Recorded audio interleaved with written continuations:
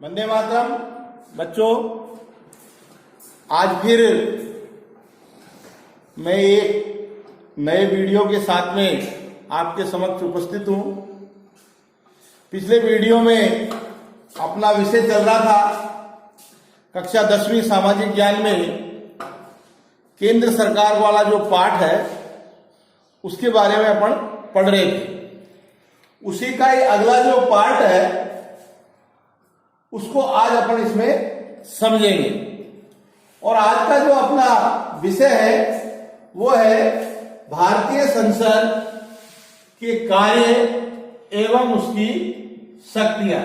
यानी कि हमारे देश की जो संसद है, जिसको हमने लोकसभा और राज्यसभा में वो विभाजित है, उसको क्या अधिकार है, उसके प्रमुख कार्य क्या हैं, उनको बिंदुवार अपन इसमें समझेंगे।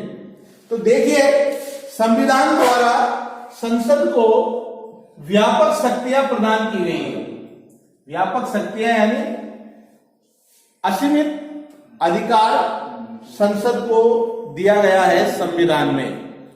और उसके संदर्भ में कौन कौन सी वो अधिकार है, क्षेत्र है, जिसमें पहला है विधायी शक्ति। विधायी शक्तियां, विधायी यानी कानून से संबंधित क्या अधिकार है भारतीय संसद को। तो भारतीय संसद को राष्ट्रीय हितों को ध्यान में रख करके, यानी कि जो देश से संबंधित जो बातें हैं उनको दृष्टिगत रखते हुए महत्वपूर्ण जो शक्ति दी गई है वो है कानून निर्माण करने की। अर्थात भारत के अंदर जो भी कोई नया कानून बनेगा उसका संपूर्ण अधिकार संसद को होगा। अर्थात संसद के द्वारा पारित होने पर ही कोई नया कानून बन सकता है।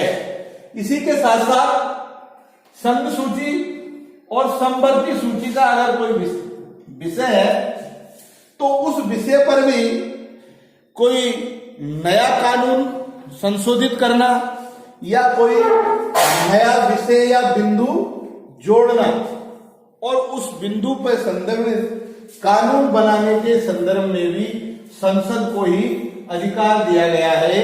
राज्यों के विधानमंडल को कोई अधिकार नहीं दिया गया। ये संघ सूची और संवर्ती सूची क्या है, इसको अपन अगले भाग में समझने का प्रयास करेंगे। दूसरा बिंदु है संविधान संशोधन की शक्तियां।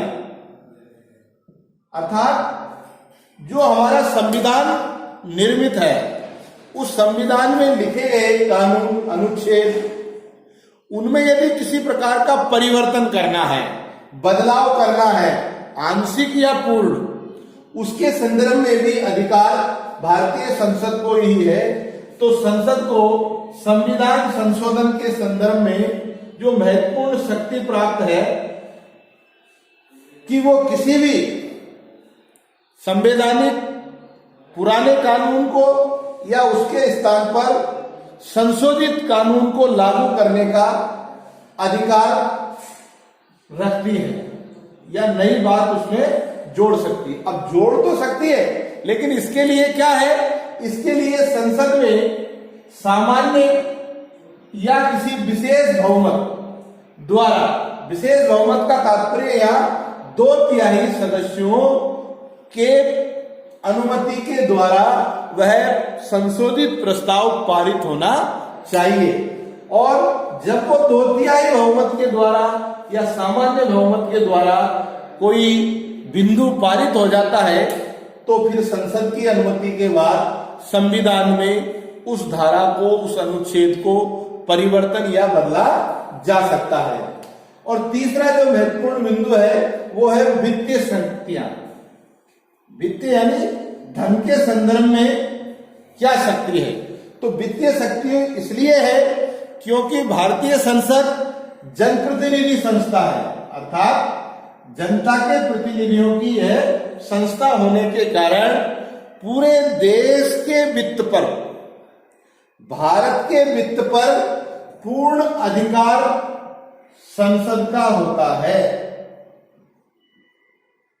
इसीलिए देश का वित्त मंत्री प्रतिवर्ष आय व्यय का विवरण, जिसको हम बजट कहते हैं, सर्वप्रथम संसद के पटल पर उसको प्रस्तुत करता है और वर्ष भर का लेखा जोखा का विवरण उस बजट में निर्धारित होता है और संसद के द्वारा उस विवरण पत्र को या उस बजट पत्र को पारित कराने के बाद ही या संसद की अनुमति के बाद ही देश के अंदर कोई नया प्रकार का कर लगाना या नई प्रकार की आय के साधन लागू करना और नवीनतम खर्चे करना, ये बिना संसद की अनुमति के संभव नहीं है। इसीलिए वित्त पर पूर्ण अधिकार संसद की अनुमति पर ही संभव होता है। चौथा बिंदु, प्रशासनिक शक्तियां। प्रशासनिक शक्तियों के अंतर्गत भारतीय संविधान ने संसदात्मक शासन व्यवस्था को अपनाया है।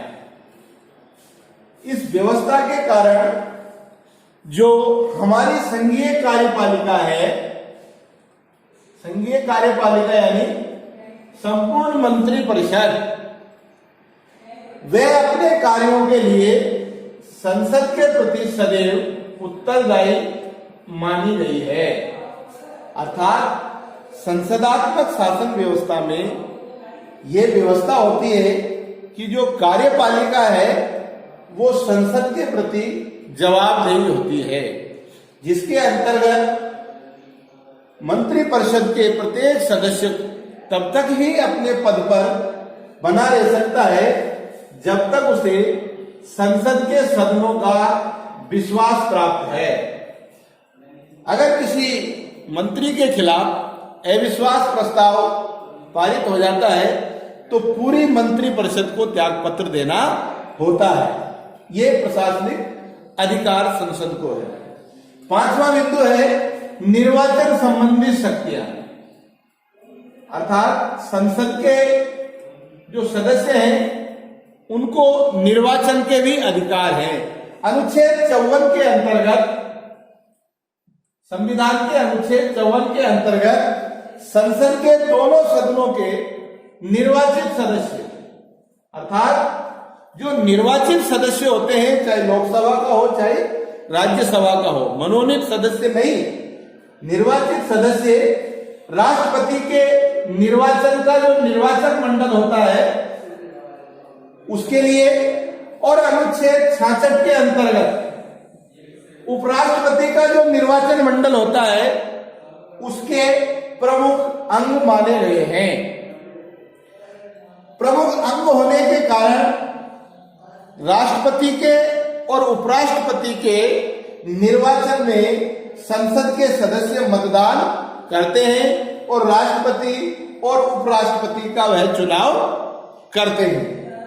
छठे बिंदु में विभिन्न शक्तियां, अर्थात इन पांचों शक्तियों के अलावा भी भारतीय संसद को कुछ अन्य विशिष्ट शक्तियां प्रदान की गई है, जिसके अंतर्गत दो प्रमुख शक्तियां ध्यान में आती है। जिसमें पहली है कि संसद को संविधान द्वारा वर्णित विशेष प्रक्रिया, अर्थात संविधान में एक विशेष प्रक्रिया वर्णित है, उस प्रक्रिया के द्वारा संसद को यह अधिकार है कि वह राष्ट्रपति, उपराष्ट्रपति, सर्वोच्च एवं राज्यों के उच्च न्यायालय के जो प्रमुख न्यायाधीश हैं उन सबको अक्षमता एवं दुराचरण के आरोपों के आधार पर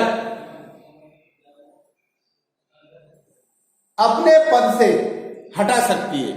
लेकिन इस प्रक्रिया को अपनाने के लिए विशेष प्रक्रिया चाहिए, और वो विशेष प्रक्रिया क्या है? वो विशेष प्रक्रिया है कि संसद के दोनों सदनों यानी लोकसभा और राज्यसभा दोनों सदनों में 2/3 बहुमत के द्वारा महाभियोग प्रस्ताव अनुमोदित यदि हो जाता है, अर्थात महाभियोग प्रस्ताव पारित हो जाता है दोनों सदनों से, तो भारत का राष्ट्रपति, उपराष्ट्रपति या कोई भी न्यायाधीश जिसके खिलाफ वो दुराचरण का आरोप लगाया गया है, वह अपने पद से हट जाता है, अर्थात उसको अपने पद को छोड़ना पड़ता है इस महाभियोग प्रस्ताव के द्वारा।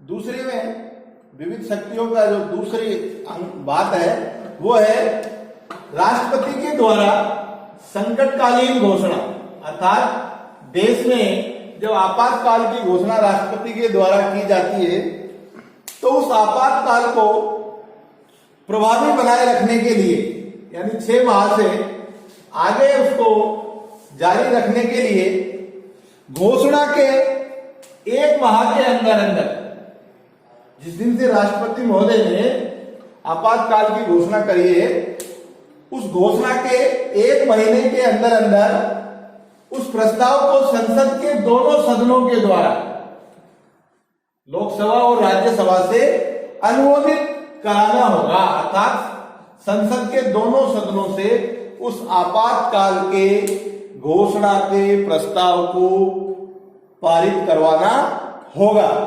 साथ ही किसी राज्य में यदि राष्ट्रपति शासन लगाना है या राष्ट्रपति शासन लगाने की घोषणा की जाती है तो 6 महीने के बाद यदि हमको राष्ट्रपति शासन आगे जारी रखना है या 6 महीने से अधिक समय तक राष्ट्रपति शासन को बढ़ाना है तो इसके लिए भी संसद के दोनों सदनों के अनुमोदन की आवश्यकता होती है।